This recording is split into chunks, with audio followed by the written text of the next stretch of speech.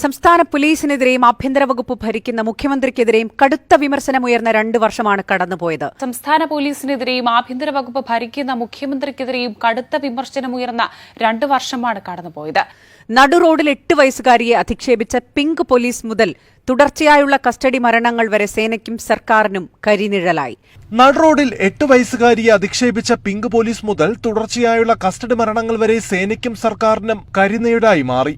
ഗുരുതര കുറ്റകൃത്യങ്ങളിൽ ഉൾപ്പെട്ട 59 പോലീസ് ഉദ്യോഗസ്ഥരെ പിരിച്ചുവിടാനുള്ള അസാധാരണ നടപടിയും പോലീസിലുണ്ടായി. ഗുരുതര കുറ്റകൃത്യങ്ങളിൽ ഉൾപ്പെട്ട 59 പോലീസ് ഉദ്യോഗസ്ഥരെ പിരിച്ചുവിടാനുള്ള അസാധാരണ നടപടിയും പോലീസിലുണ്ടായി. കാവലാകേണ്ട പോലീസ് തുടർഭരണത്തിൽ കയ്യൂക്ക് ഇരട്ടിയാക്കി. കാവലാകേണ്ട പോലീസിനെ തുടർഭരണത്തിൽ സർക്കാർ കയ്യൂക്ക് ഇരട്ടിയാക്കി. എന്നാൽ പോലീസ് സേന ഒന്നാകെ മുഷ്ടി ചുരുട്ടി നിന്ന് ധാർഷ്ട്യം മുഴുവൻ എടുത്തത് ഒരു 8 വയസ്സുകാരിക്ക് നേരെയായിരുന്നു. എന്നാൽ മുഷ്ടി ചുരുട്ടി നിന്ന പോലീസ് സേന ധാർഷ്ട്യം മുഴുവനും എടുത്തത് ഒരു 8 വയസ്സുകാരിയോടായിരുന്നു. പോലീസുകാരിൽ ചിലർ ലക്ഷണമൊത്ത കള്ളന്മാരുമായി ഇക്കാലത്ത് മാറിയതും ഇക്കാലത്ത്. ഒരു വശത്ത് സേനയ്ക്ക് മുന്നറിയിപ്പ് നൽകുന്ന മുഖ്യമന്ത്രി, മുഖമിനുക്കാൻ താഴെത്തട്ടിൽ അച്ചടക്കത്തിന്റെ വാളോങ്ങിയുള്ള നടപടികളും ഫലം കാണുന്നില്ല.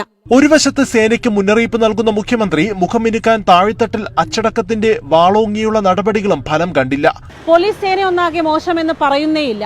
ഈ സമയത്തിൽ വളരെ പെട്ടെന്ന് പ്രതികളെ പിടികൂടിയ പല കേസുകളും ഉണ്ടായിട്ടുണ്ട്. സേനയാകെ മോശമൊന്നുമല്ല. ഇക്കാലയളവിൽ അതിവേഗം പ്രതിയെ പിടിച്ച ചില കേസുകളുമുണ്ട്.